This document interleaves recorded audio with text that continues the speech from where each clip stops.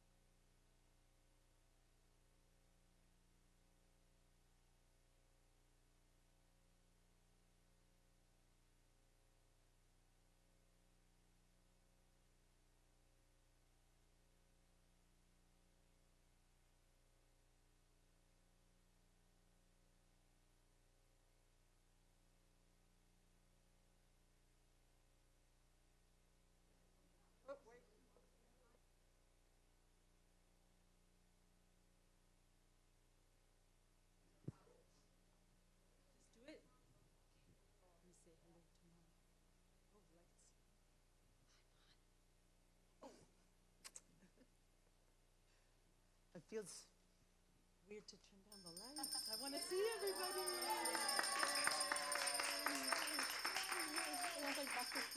Hello, my name is Mia. I feel like I know pretty much everybody, but use the mic. Hi. As you can see, I'm not always comfortable doing this, but here we go. My name is Mia. I'm the artistic director and part of the team here at La Mama, for those of you that I'm seeing for the very first time. So honored to be in this room with all these extraordinary women and men. And, just thinking about, I can imagine that all of you too, I mean, what's happening, right? And where are we? And what does it mean to be doing the things that we're doing? And I was just talking to Maya too. I mean, it's a lot of questioning and finding strength from these kinds of events and these situations and these gatherings. So I thank the League for partnering with us so that we can make this kind of gathering happen. And and for us to be able to honor and pay tribute to two visionaries, Rosemary Gilder and Martha Coigney. Rosemary, right? Rosamond. I wasn't ever able to meet Rosamond, but you didn't either. I mean, I was able to see our founder, Ellen Stewart, another force, and Martha together towards definitely towards the end of Ellen's life, and the relationship that they had, and the strength that they were able to sort of bring together as two visionaries, and they had a very different way of tackling the issues and navigating the world around them. Very different personalities, but they were our mentors, and they inspired us, and they were able to sort of guide us through and create that pathway that we could continue on in terms of the incredible work that they did. So I'm very grateful to be here. I wish I was here sooner, and I'm going to hand over the mic to two more forces, the program directors of this award, Linda Chapman and Joan Firestone.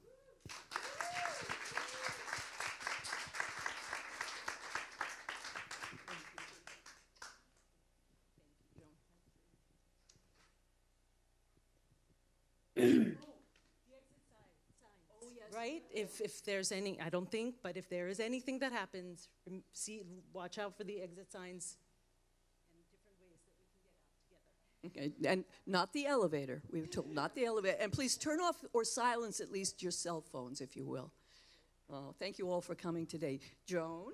Yes, we're delighted to have you here. We're grateful to Mia. We are feeling the history of this place every day more and more. And I think one of the reasons we are so successful, apart from the extraordinary women and men who are participating in this program this year, I think the energy is extraordinary. I will just introduce the moderator today, and she will introduce the rest of the panelists. It's hard to have enough words to talk about Catherine Filloux. I know her as a colleague, and I know her as an international voice of extraordinary vision and work, and she will lead a discussion that will stimulate and enervate you as well. Thank you.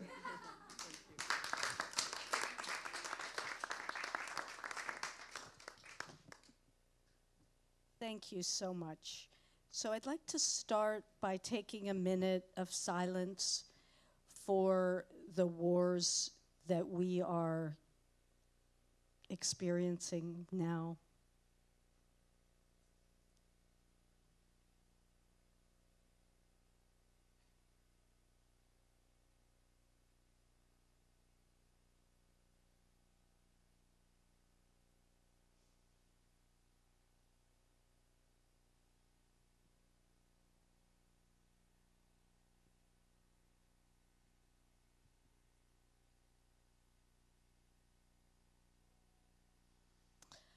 Thank you so much.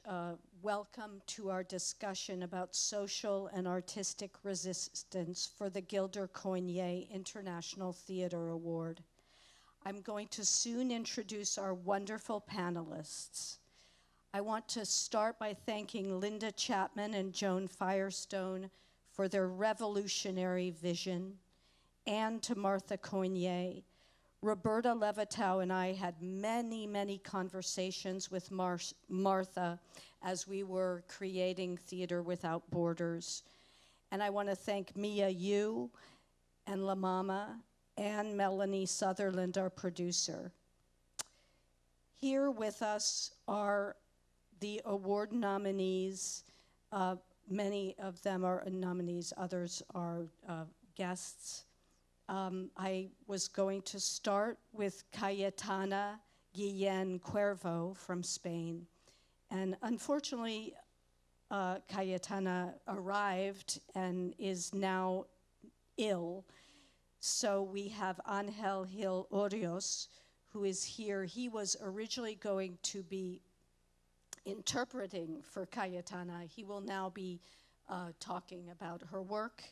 And we're so very, very sorry that she can't be here, but she is going to be here in New York for a while, and she is represented by the League in obviously many different ways.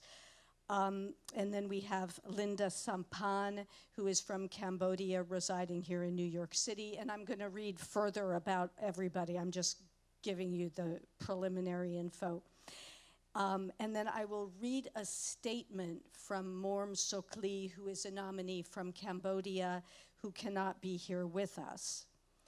In this panel, We are going to explore the panelists' work through the lens of social and artistic resistance. Firstly, in that theme, I'd like to acknowledge the pervasive dangers and risks that artists experience and how safety is the priority here. And also the United States' role and status related to social reform and authoritarianism. I'm going to ask the panelists to discuss how their current work relates to their body of work and then their experiences with social and artistic resistance. I'm hoping that we can have a free-flowing conversation among the panelists. Starting with award nominee Cayetana Guillen Cuervo from Spain.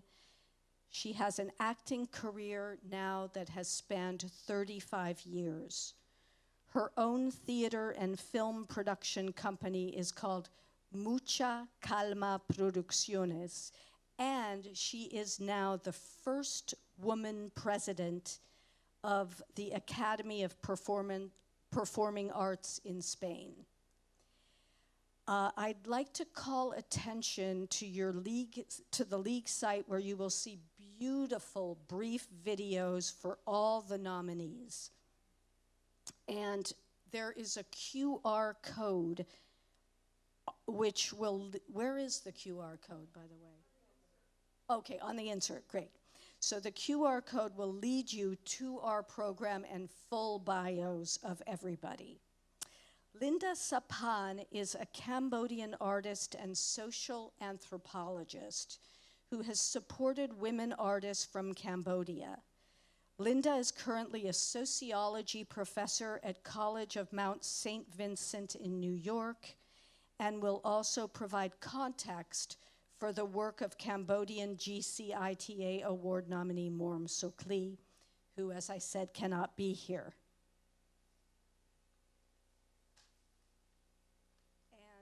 And Yael Farber is a multiple award-winning director and playwright of international acclaim. Her productions have toured extensively around the world. We were going to start with Cayetana, however, I'm now going to skip forward a little bit to read a brief statement from the nominee from Cambodia, Morm Sokli. She is an actor, a playwright, and an educator, author of The Tooth of Buddha, written in the traditional Cambodian Khmer form of Lakon Kamap poetry theater. She's also a chanter of Khmer poetry and a performer and teacher of Yike, which is a form of traditional Khmer theater. Sokli has sent a statement to represent her, which I'm now going to read. Theater is a live scene on stage that can inspire the audience and a mirror to reflect the society that they are living in. Theater is an active battle scene in search of the truth and morality in one society, and is a continuous battlefield for reconciliation toward inner peace. It is a vast field to cultivate wisdom. As a playwright and performer, theater is a vital element and a prize of my life. Theater is a bridge connecting me to the audience in examining social reality matters together. Through theater, I discovered my own self, and I could rebuild a world based on my artistic imagination. Linda, perhaps you can offer a bit of context for Sokli's work. Thank you. Thank you. I just want to give a bit of historical context about the modern theater. As you all know, it's Lakaniye. Cambodian has a lot of traditional where actually it's prose, chanted songs rather than spoken. It's all written poetry or verse. The spoken theater came much later, and it was actually by student and teacher at the pedagogy school who actually gathered together, and it was a form of like resistance because the idea of doing something that is not traditional.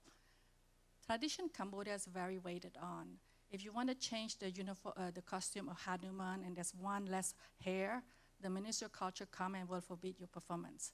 This is how strict it is because we have to preserve. Why do we have to preserve? Because we went through something called the Khmer Rouge that had eliminated, and there's a fear of losing it. But the spoken theater existed before as a form of resistance to all this conformist society.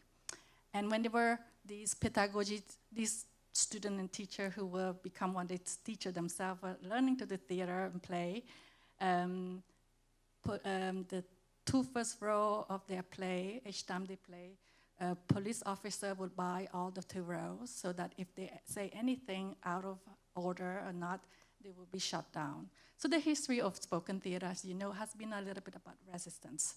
I feel that Mom Sokli focus on traditional theater is very meaningful because she is a form of art that, especially for the Buddha play she was doing, is really disappearing. And she has a fear that today's youth and today's is a whole form of art that literally will disappear because there's no recording.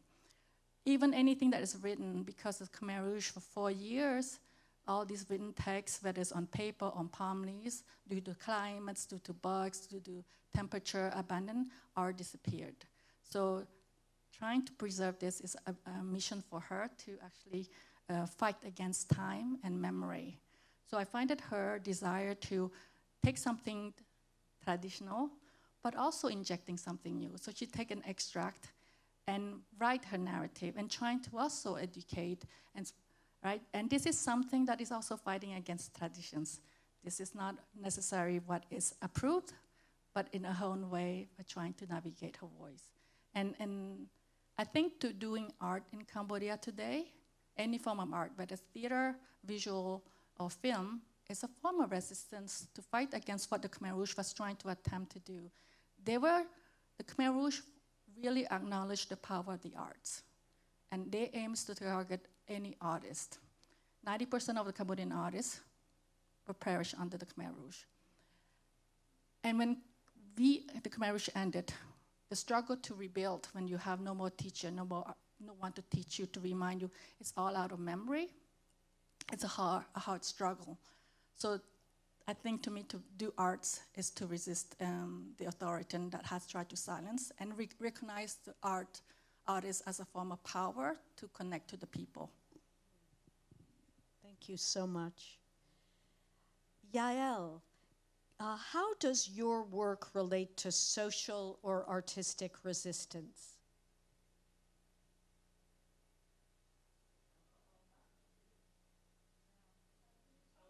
I'm so sorry, I had myself muted. Hi there. Do you hear me now? All right, thank you. Good evening from Cape Town. It's the nighttime here. I like to always try and explain the context to people of what it was like to grow up in a country where everything around you in terms of the power structure, certainly in our little bubbles in apartheid South Africa, were built to fabricate a certain reality in which everybody had to buy into. And when I first discovered theatre as a child, watching a musical during the time of the Soweto uprising, I remember the cognitive dissonance of that. Of how we could possibly be there experiencing something that was so antithetical to what the reality was in the country. And then in my teen years, experiencing protest theatre and theatre that awoke you from that fiction that was created around you. And so I think from an early age, I found that one's activism could be met in a space of the potency of theatre that returned it to, I think, what theatre was first intended for, a way for the community to reflect upon itself and to break open power structures that are committed to keeping one under a spell of a regime. And so through the years, my work has taken on two different, essentially two different strands. One is testimonial theatre, in which I've worked with survivors of human rights violations, of sexual violence, of course, began in my own country of South Africa, and specifically apartheid South Africa. And then the other form that my work has often taken on is the adaptation of the classics, in which, as my, as I'm hearing it, the exciting form of being able to take what is expected and traditional and insert, subvert, rewrite, corrupt, light the fire inside the expectations of what the community comes to expect. So whatever was initially exciting and revolutionary, or was crucial in a city to heal itself in ancient Greece, suddenly when you plug it into the charge that's possible in a contemporary context, you rediscover the power and the danger. Theatre is supposed to be a space that creates danger in the best possible way, a danger for the powers that be that would like to hold us in its thrall, and to challenge that. And so I could go into various examples of my work, but I'm sure in the course of our conversation we could open that. Yes, we'd love to hear more about that in a moment. Angel, could you speak a little bit about Cayetana's work? Thank you. Sure. Well, I just want to say first that I have mixed feelings about being here. I'm very happy and very sad at the same time. Very sad because unfortunately, Cayetana, who would have loved to be here with all these extraordinary women, woke up today with high fever and a sore throat and all that. So I hope it's not really a big deal.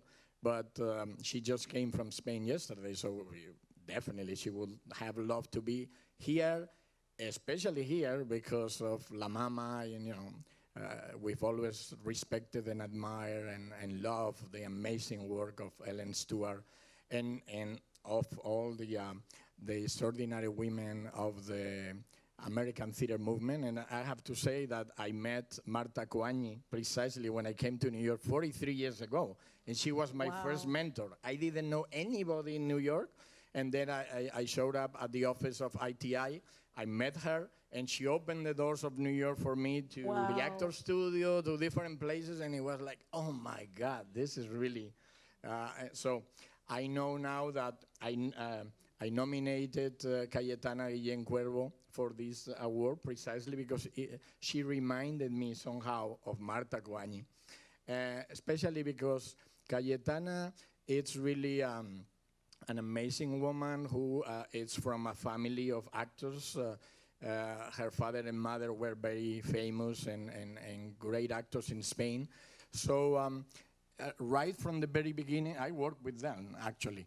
And so she's been, I think, very centered into what theater, especially in Spain, there was, yes, a time of resistance. I belong more to that one, when the Franco's regime, etc. So that will be her parents.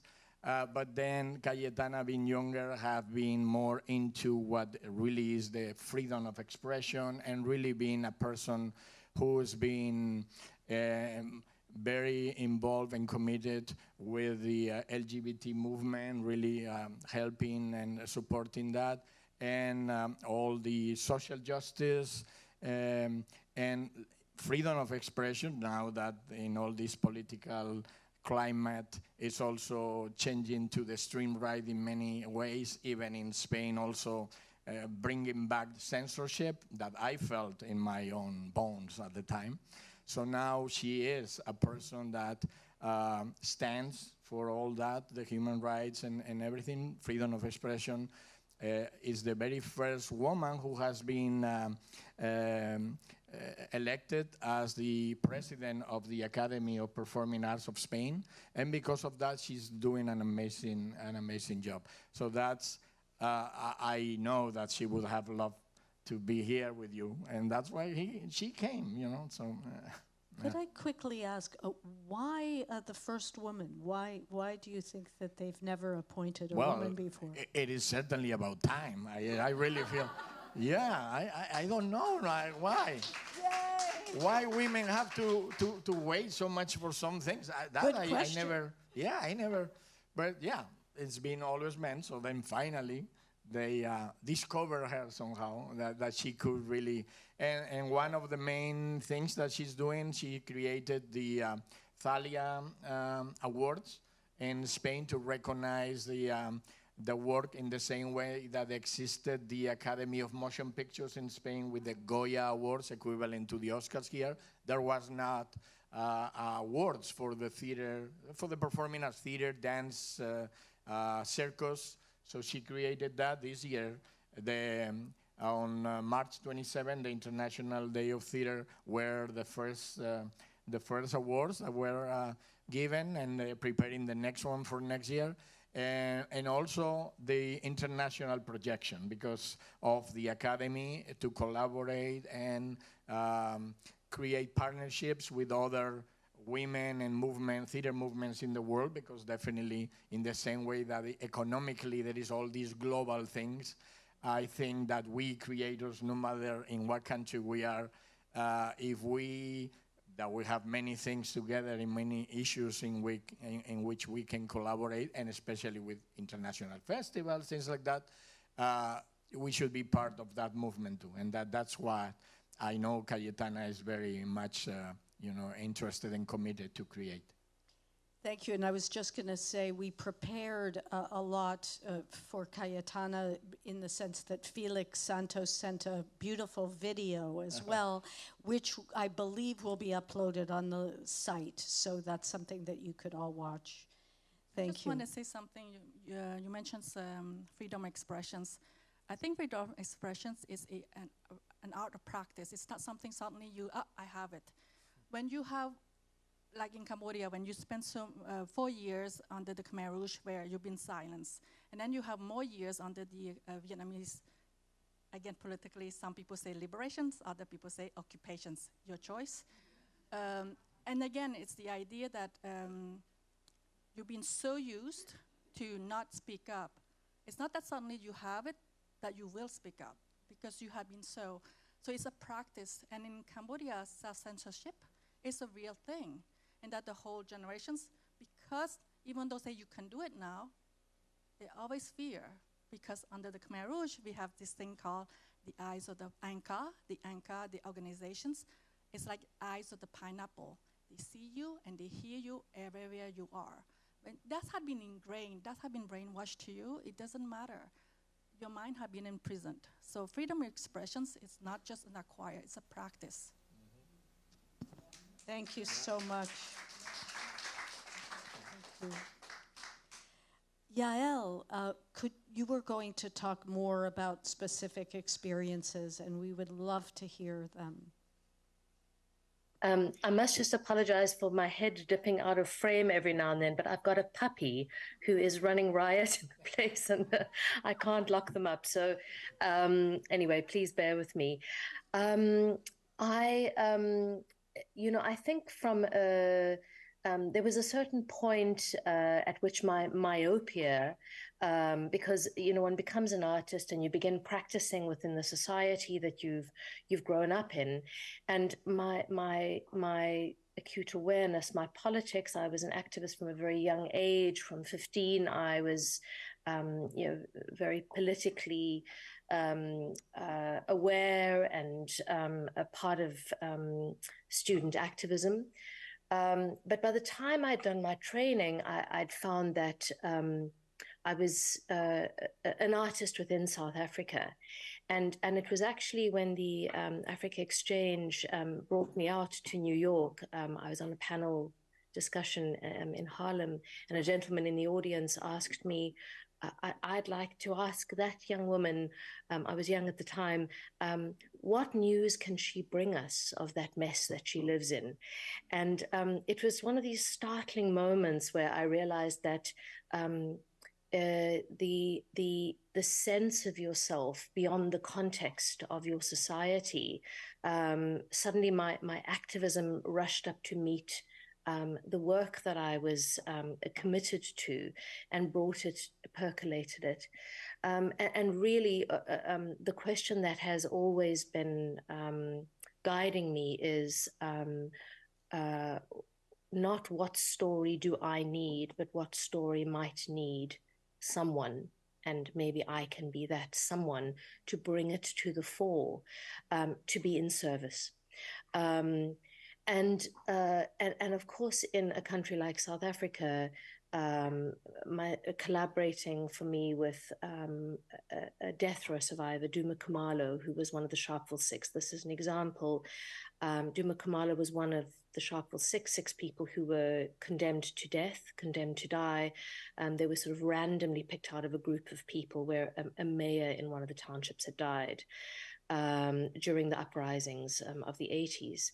And I just went up to him and said, can I be of any service? And he said, yes, you've been given the education and the language, and maybe you have some gift in storytelling, because he knew of my work. And he said, you must plow back with me now and help me to tell the story of what happened to me. And this was really, in some ways, the beginning of my journey. I had done 2 other testimonial pieces, but so essentially, this was called He Left Quietly. And it was Duma sharing with me all his experiences on death row in South Africa, which was entirely an instrument of terror used by the state. And as he told me his story, with his collaboration, I was able to try and work the metaphors, bring them to the fore, create a piece of theatre that became a kind of ritual for people to come and bear witness, because we had lost the ability to hear in South Africa. And I'm speaking specifically to the white community, but of course, what's so crucial is to be witnessed, because it's a service. Duma considered himself a wounded healer. Other strains of that work, I did a production called A Woman in Waiting that I wrote with Tembiam Charlie, about her work as a domestic worker in South Africa, and this extraordinary movement of mothers, who have had almost no education in the apartheid system, who had to look after other people's children and leave their own children behind to do so, and go into the white suburbs. So it's the telling of these stories that really allowed me to bring I think what I truly believe is the real act of resistance is to break down the numbness that develops in a society, the way we move ourselves into enclaves, to allow the anesthetic of the fiction that a given regime or society might be feeding us. And to this day, even with the fall of apartheid, and when I've worked in other communities, it might be the anesthesia of ensuring that the survivors of sexual violence carry the shame, so that everybody gets protected. And when Jyoti Singh Pandey, a young woman who died on a bus in Delhi in 2012, I believe it was, she died of injuries 2 weeks later after brutal gang rape. She wasn't a friend at the time, but an extraordinary artist, Purna Jagannathan, who many will know from some of the Netflix series like Never Have I Ever. She herself was living in India at the time, and she reached out to me and said, I know your work and we need you here. So we created a piece with sexual violence survivors in which our commitment was to for people to bear witness to the stories and to reclaim a sense of honor and relocate the shame to where it belonged, which was with the perpetrators. And so with each project that I have done, my commitment has been to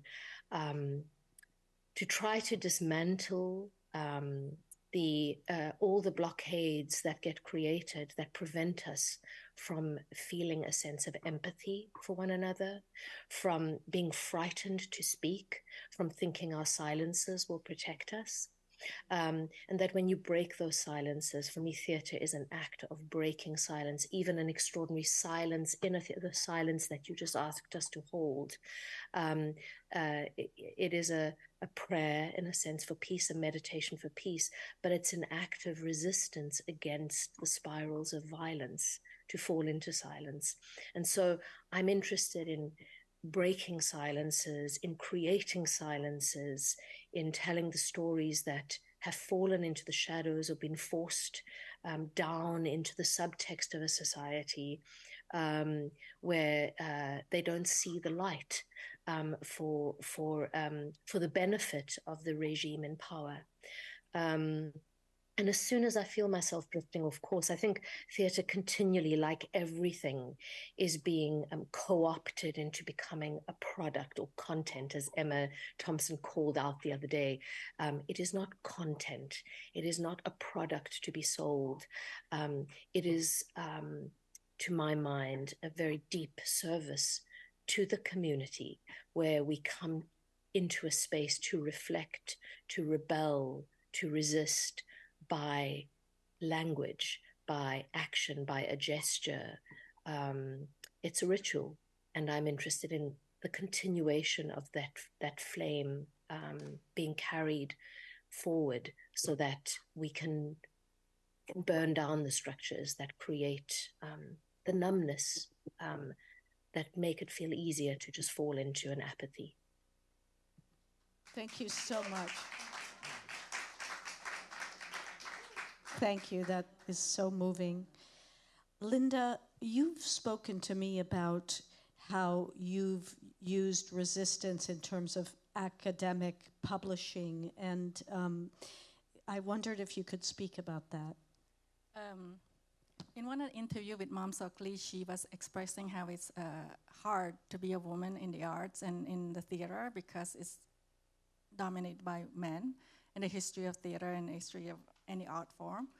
And the second struggle, she says, it was the idea that to be recognized by Cambodian themselves.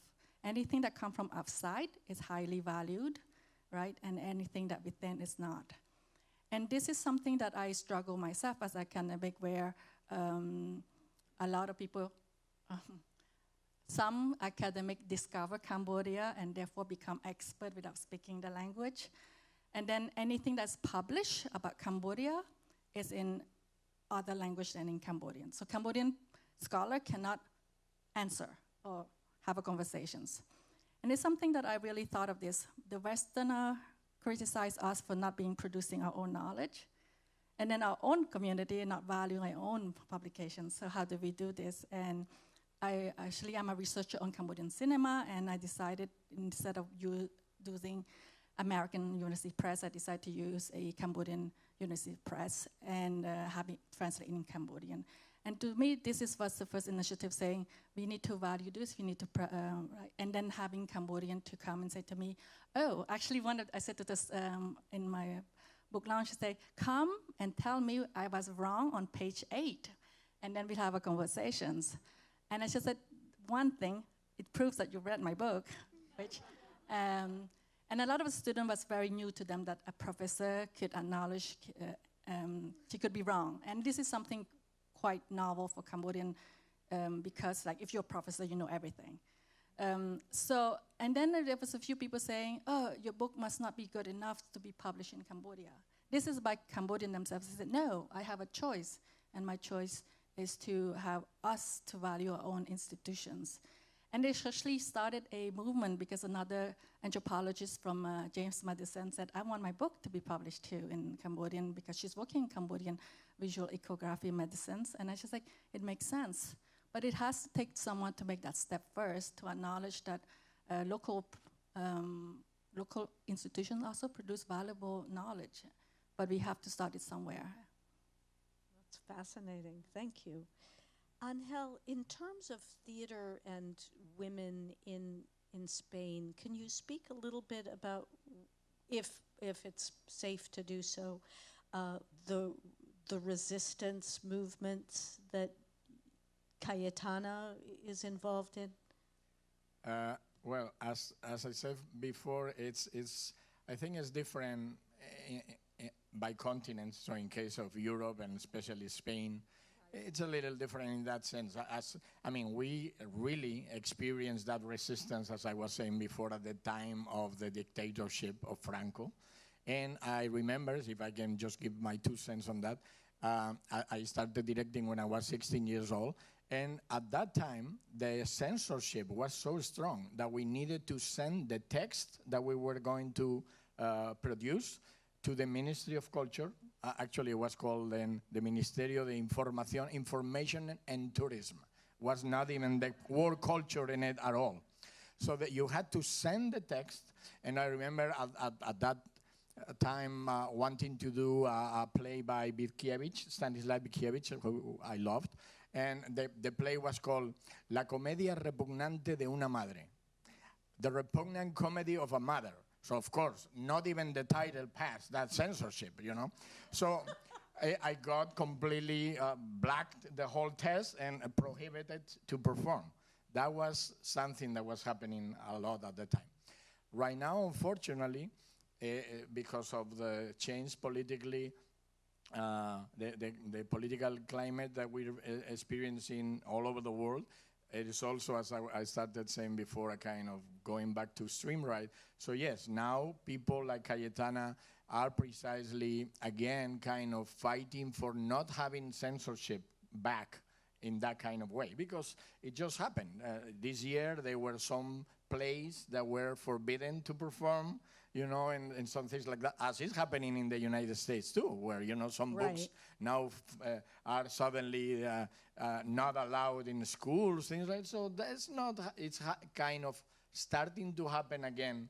And for me, who really, I experienced that in the Franco's regime, is the kind of thing that I would not like to see again happening, because it really, for a creator, it's terrible, you know, to have that kind of thinking, even if you're going to be able to do a creation or a production, no? So yes, Cayetana right now, his last production, what she's doing at the present time, is called Pandataria, and it really reflects her kind of work. They just premiered in July at the International Theater Festival in Mérida in Spain. And it's the kind of work she always loved, as I said before, promote social justice and inclusiveness. So it's an interesting play, or it's not really a play, because it has music, dance. It's a kind of total theater piece, where this kind of island prison is precisely where they send women who are powerful, independent. They call them, being or not true, adulterers, so that they can get rid of them. So they are sent to that kind of island, where then suddenly is an island prison for a kind of paradise for the forgiven. No? So she is really always looking for... What is the title? Pandataria. Okay. So she's doing currently work that is definitely important for her, and she would have loved to talk about with more detail about it. But yeah, she's a person who I really admire because of that, because she's in front of you know, the movements in Spain. Wonderful, thank you. What I'd like to do is ask the panelists if they have any questions for each other, or comments about each other's work, or just continue to talk to us about the important work that you are doing. And also, I'm curious about how a woman is positioned in wherever it is that you work to be involved in resistance. I just, being a woman in Cambodia is complicated. If you are past 23, you are a spinter. Yes, no man would ever want to marry you. If you have any high degree, you're too smart, no man would want you. So your identity as a woman is being attached to a man. Actually, in Khmer language, the word marriage, "tver ka," which is to do a job. So your job is to be married. There's no word for single, like the concept of, like you're still to be married, right? So that concept is really strongly embedded, and it's weight heavier on the women.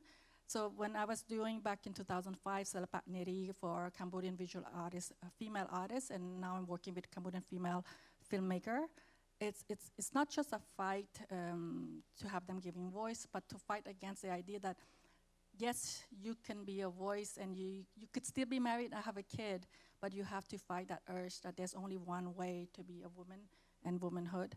But it's really hard when society pressure, your parents, your grandparents, your neighbors, your friends, like, oh, you're 24, you're an old maid. That is really hard. So for me, to any woman who managed to do, I think it's a win. Thank you. That's very moving. Yael. In terms of the role as women, I work internationally, so I go from one culture to the next, and of course there are differences in every country that I'm in, but I think the one common thing is that leadership as a woman is infinitely more. I mean, leadership is complicated.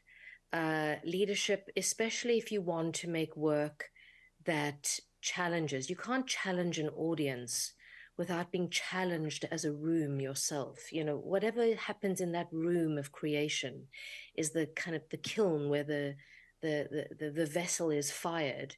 And if you want to lead an audience somewhere challenging, you have to come with the authority of having gone through a process yourself.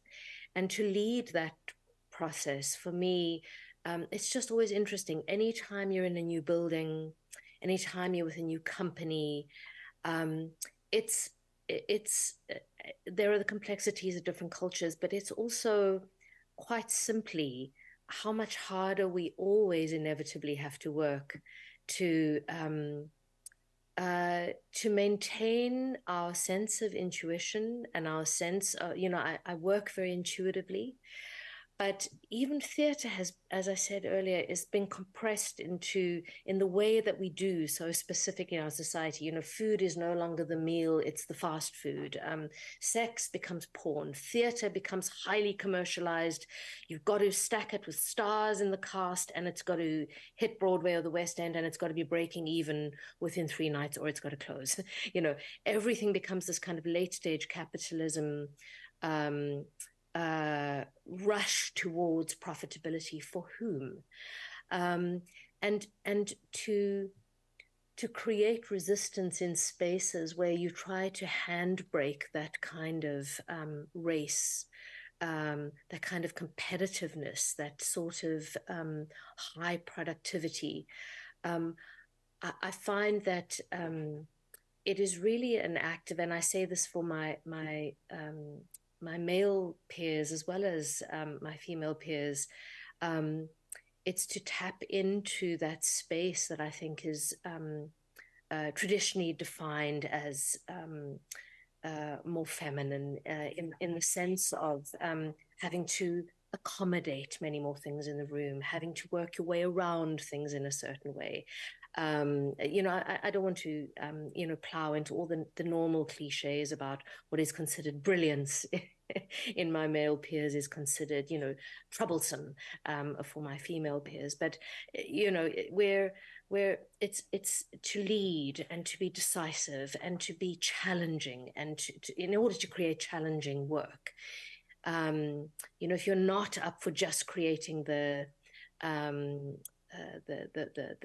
panacea, the Kool-Aid, if you want to create something that pushes up against, you have to lead courageously, and I find that this can be more challenging than I notice it can be for my peers, my male peers. But I'm very grateful, even for an evening like this, where one encounters a sense of how the time can stop, and one can simply be with the act of gathering, telling a story, sharing in a space like this. That becomes, I think, I don't want to characterize it as feminine or masculine, but is certainly, I think our men as well are put under great pressure to lead in ways that I think led to a very bullying culture in theatre as well. And as we've managed to begin to dissemble that, I have found I can more and more come into a space where you lead from the center strongly, but you lead from the center because that's more intuitive to me. Yes, and it makes me think again about the huge vulnerability that women artists have in terms of needing and wanting to be leaders, and all of the conundrums and catch-22s that occur as they are trying to do that, and then adding to that the perils that happen when safety is a factor, and that oftentimes things cannot be told due to safety. Also, poverty as something that I've experienced in artists that remain poor, while other stratas of the economy, like the NGOs, rise in their ability to have money. And so I think all of this is points to a huge vulnerability, which makes what everybody in this room and everything that this program that the League has designed is shining a light on. So I wanted to say that. I think now we're going to move to some final statements from the panelists so that we can then go on to our Q&A and our conversation with the audience. So Linda, can we start with you? And then Angel, and then Yael. I like to talk about identities in art forms. Closing statement in Cambodia is that the Khmer Rouge have created an ideal type what is to be Khmer. And if you do an art form like painting on canvas or theater or spoken words or these art or installation arts, these are not per se traditional Cambodian arts. Where do we draw the boundaries of identity in art form? I do not believe that a nationality like Italian invented opera, therefore Cambodian cannot sing opera, and then therefore there's no creativity. And that's the danger when nationalism overtake a certain form of artistic endeavor. I like to think that arts has no border in per se to express. I myself do installation sculpture, depending what I desire to, what my message I want to do, I will do a sculpture because that was work. So I did a sculpture about being a refugee, and I did photocopies of my refugee status, and I built it into a 9-year-old little child. I was 9 years old when I immigrated, and that was the form. So I don't think I want to be told I'm a Cambodian and I could only do one type of art form, and that is the danger when national identity defines what type of art you can do. Thank you so much. Well, I just would like to say that I'm very happy being in New York, seeing Spain from the distance, how women are really gaining their status and a position that I think it's great. The government, for example, the one that is just now, it's paritarian, meaning that there are as many ministers being men as many ministers are women. So that, I think it's perfect. The aspect of now Cayetana being the first woman president of the Academy of Performing Arts. Definitely, I think that, and we're talking about Spain, and you know the Spanish, the Hispano-Latino culture is being always very machista, no? Very macho, the macho man concept. So seeing that, I think I have hope, as I suppose Cayetana has, that now just these days are precisely the new government knowing who's going to be next or not. So, of course, freedom of expression is going to be very important. I know Cayetana is really a big voice on that. And I only hope that continuing that movement of more women in government, that is about time, so that then we'll have a better sense of human lives and will make better decisions that men have done many times. So I think like the Mayas were saying is about the time for women now after 2012, right? So I really think that hopefully the government in general, if it's more in the hands of women, I think the decisions will be better, you know? I agree. Yeah, I really think so, you know? I really think so. Yael. Yeah, I suppose I wouldn't be able to offer a statement without mentioning the extraordinary state of affairs and what this week has brought, and the incredible suffering we are capable of creating for each other, and the endless cycles of it. And as artists, I know what I want to remain dedicated to. I'm busy working on a King Lear, which I'll be directing at the Almeida in London. I begin in December. And every piece that we do as artists and any story that I tell, I want to remain absolutely my true north, my morning star that I have to follow is one creating a deeper understanding of how we harm each other and how we the miracle that we are as well, what we are capable of how we are capable of resisting that ancient impulse. When I directed Hamlet with Ruth Negga in the title, in the titular role, as an Ethiopian Irish woman, she used to say to me, how can I do this? This belongs to the pale princes of the West, the role of Hamlet.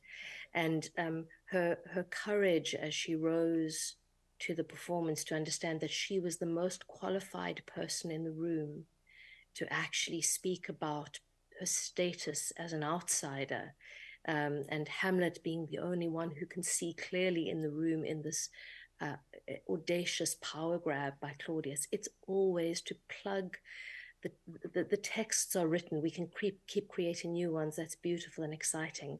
But every story has been written, and to find ways to continually reawaken us to the realities of the cruelty we're capable of and the great capacity we have for crossing those bridges and finding each other in the spaces of resistance. Thank you. I just wanted to ask you about, thank you, the ancient impulse, or did you say ancient impulses, or just one? Can you speak about that for a second? Yes, I mean, if we just look back at any of the texts of any of the Abrahamic religions, if we look at the ancient Greek texts, all of these speak to our primary impulse of survival. You know, that we hold in each hand the capacity for striving in that survival. Who do we sacrifice? Who is it in our society that we are sacrificing in this theater of violence that we create on our streets? What happens to at regular traffic stops to young Black men in America? Who's being sacrificed by the society in this strange violence that we're capable of, that goes back to a kind of originating impulse, but our originating impulse is also one of transcending that. And for me, it's not personally not being someone who believes in the great battle of good against evil assigned to any particular god, because we know where that leads us. But the understanding of how to simply bear witness to each other's humanity and what what we have in common. It's a trope, it's a cliche, it's been said again and again, but it is so easy, particularly in this week, for us to slip into celebrating the deaths of people as opposed to mourning the deaths of whoever is suffering at this moment, and doing everything we can to stop that. Then we stop this strange theater, this unconscious desire to other someone else, so that we understand the dualism of I only know myself if I can vilify you. The only way we can truly know ourselves is through storytelling, and that is the contraband that we take across the borders in our stories, and find each other in those in that liminality.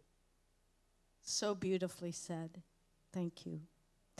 So now we are going to open to a Q&A or conversation.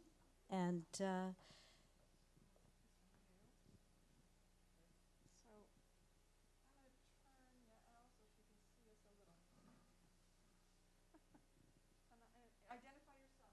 Yes, I'm Hanan Haj Ali, a theater maker from Lebanon. I'd like to address my question to Yael. I saw your play, I think you did Miss Julie once in Montreal. And I was so moved by this play that I waited a long time for you to show up, but you weren't there. So I talked to your agent about the possibility of bringing this piece, because you did it, the two protagonists were a black man and a white woman. I was so moved by this play, although it was a very, very poor theater, yani the aesthetic, it's really what I like. And I talked to the agent, and he told me, I asked him how much does it cost to. So he gave me a number that I shut my mouth on the spot, and yeah, and I couldn't have your contact. And now, since you talked about the way that the theater became products. So if next session of this gathering of Gilder Coigney Prize would be a nomad theater, what we proposed 2 days ago to be, for example, a Silk Road of a theater done in several parts of the world at the same time. Would you promise to come to Lebanon and to celebrate with us with this play or with another play? This is my first question. My second question is that you said instead of mourning the deaths, we have to celebrate them. And now I have a project that I'm working on about celebrating the massacre of the descendants of Muhammad. There is a myth, it's Ashura. It's 10 days celebration of a whole family who stood against the aggression and the autocracy and the oppression.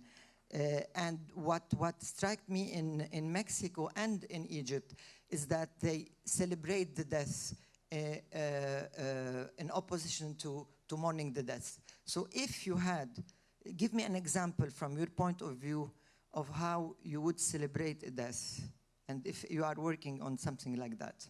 Thank you. Well, I would be very honored to come to Lebanon. Moving a production like Miss Julie, the actors, would have to be reassembled for rehearsal. There's, many technical aspects to bringing a production back together again. But it's always of interest to me, particularly with that piece, to move it around the world. We've traveled to many countries in the world with that piece, because it speaks to the madness of the attempts to lay claim to pieces of land in ways that we sacrifice our children, we sacrifice our bodies, our souls, and yet the inevitability of this, the questions of survival. Actually, what I had said was that the celebration of the deaths of people that we would consider our enemies is what struck me as the great sadness of the week that's just passed, and I'm talking about just how we are able to turn each other into some kind of victory that's fought and won over human lives, and to mourn those deaths with the proper with the full gravity of what they are owed. And I mean deaths on any side. Any loss of life is a tragedy. But when you speak about the celebration of a death, it takes me to a different place where I understand how in death one celebrates a life. And my theatre is always, the work I'm interested in creating always is around the rituals that we have in life and in death. And so, I could speak for a long time about that, and I don't want to take up all the Q&A time on that, but it's a conversation I'd be very interested to continue with you. Thank you. Anybody else? Question? I'm curious about what...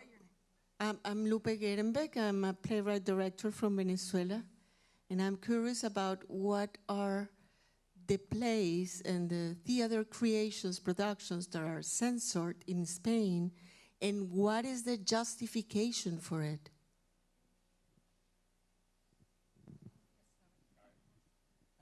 Well, justification, I don't find any, but yeah, definitely.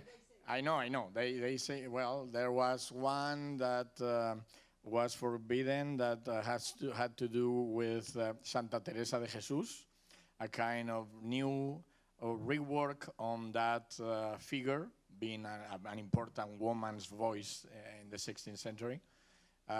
So it was muero porque no muero. It's I die because I don't die, right?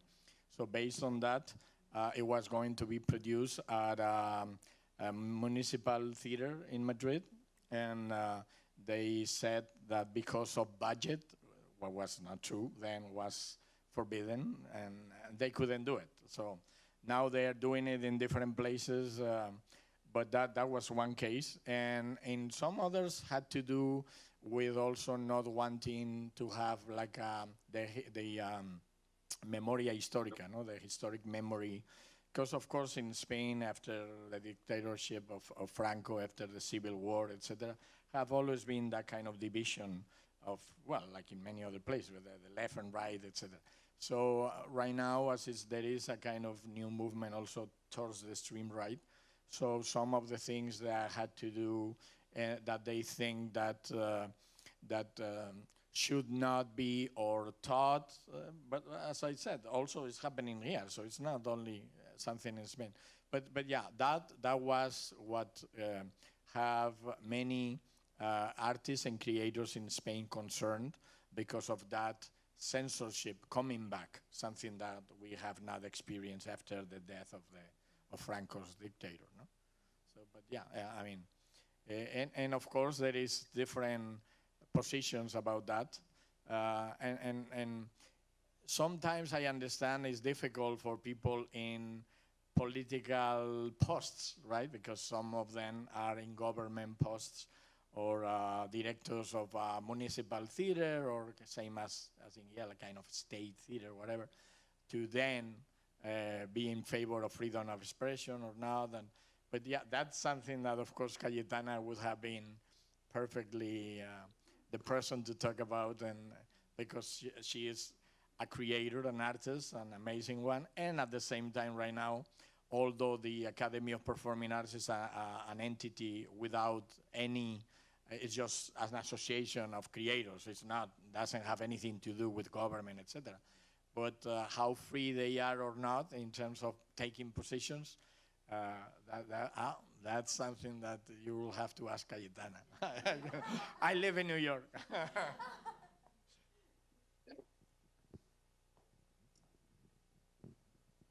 Hi there.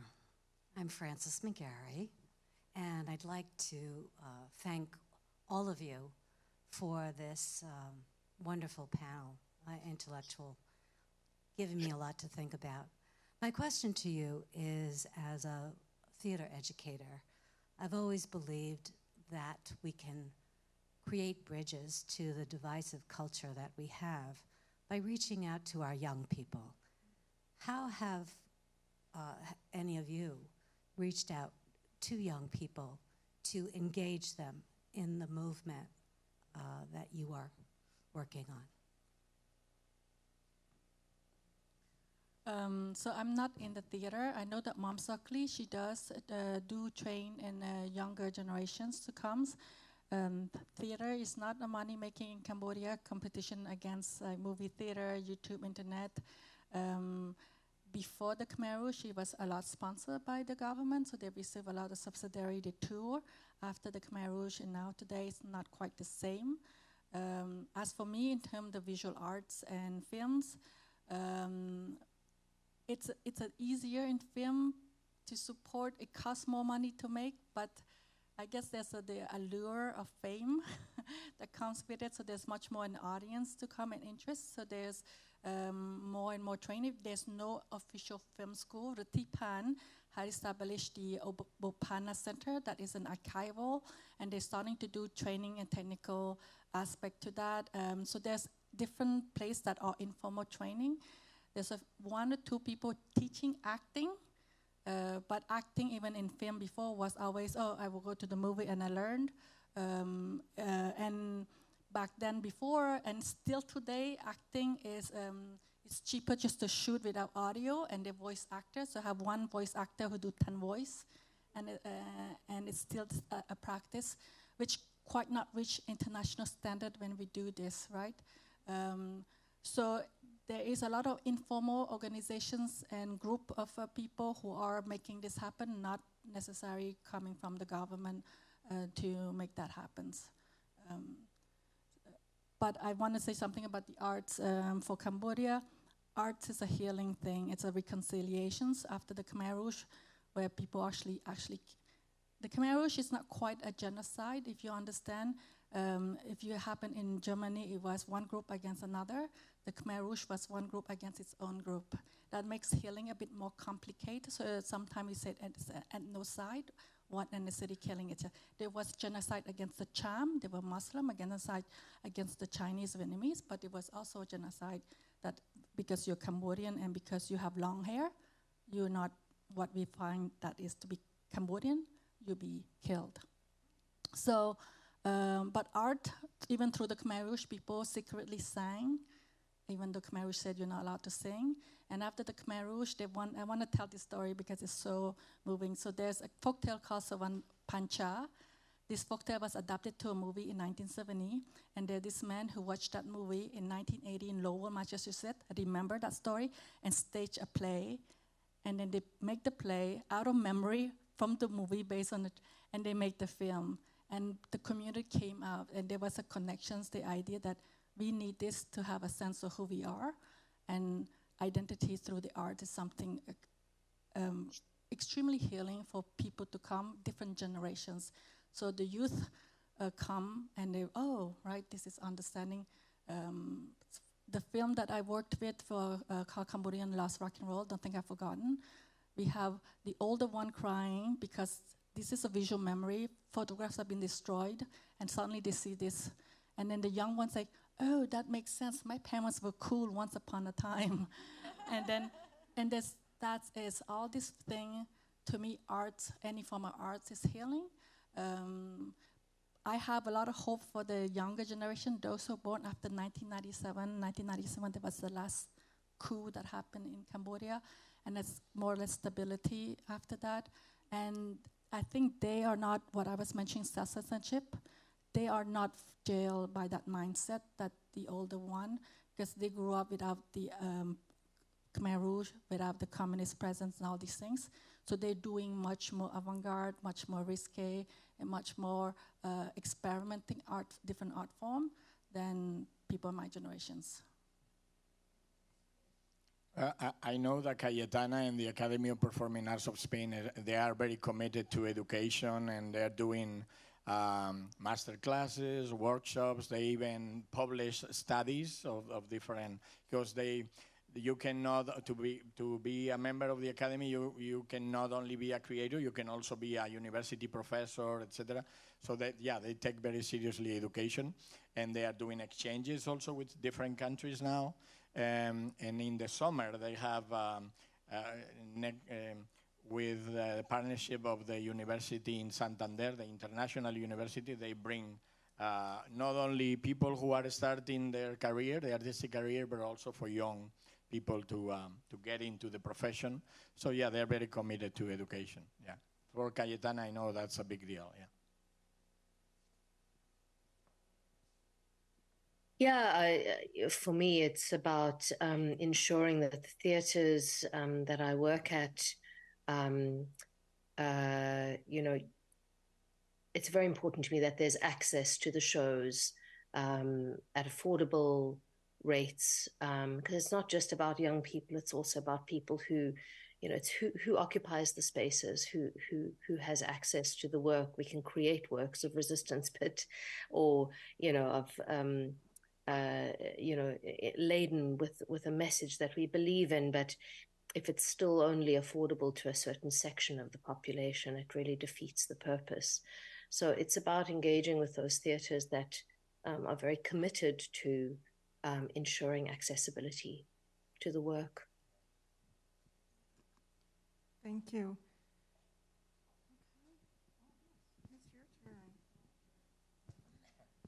Well, I'm supposed to come up front.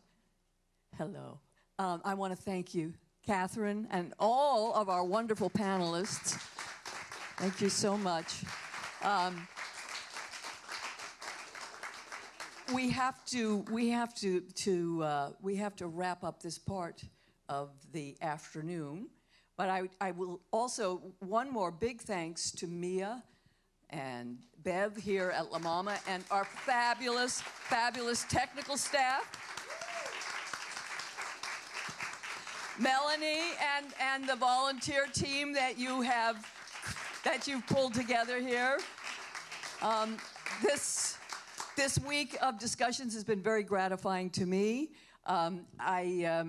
I hope we can continue this conversation right now, if you can stay around a little bit longer. We're going to have a reception out on the veranda here behind us. You'll see they have a beautiful, beautiful space for meeting. We are especially pushing the Martha Coigney Brownie. Martha was a fabulous hostess, as well as an international ambassador for all theater makers to meet each other. So she is our inspiration in these activities. And so there are brownies, and I think they're coming out right now. So here we go. One last special shout out to my dear partner in crime, Joan Firestone, who invited me to be part of this, and I will be forever grateful. So thank you all for coming and making this a fabulous week. Oh. Yael will stay with us on the Zoom if anyone wants to talk to her directly for a few minutes. Right. Do I need the mic to say hi? Can she see us? Yes, I can see you, Linda, and I can Hello, only hear with darling. my... Hello, my darling. We never did get to do that play together, but I think maybe there's still some hope that we can do work together in the future. We'll find something. We'll find something. Hanan, maybe just have a conversation with you and Hanan. I think we're very interested in what just started here between the two of you. Thank you. Thank you for doing this. Thank you for staying up late. There we go. Thank you. I keep your words with me. They made a huge... Let's talk directly here now. I'm so in the way.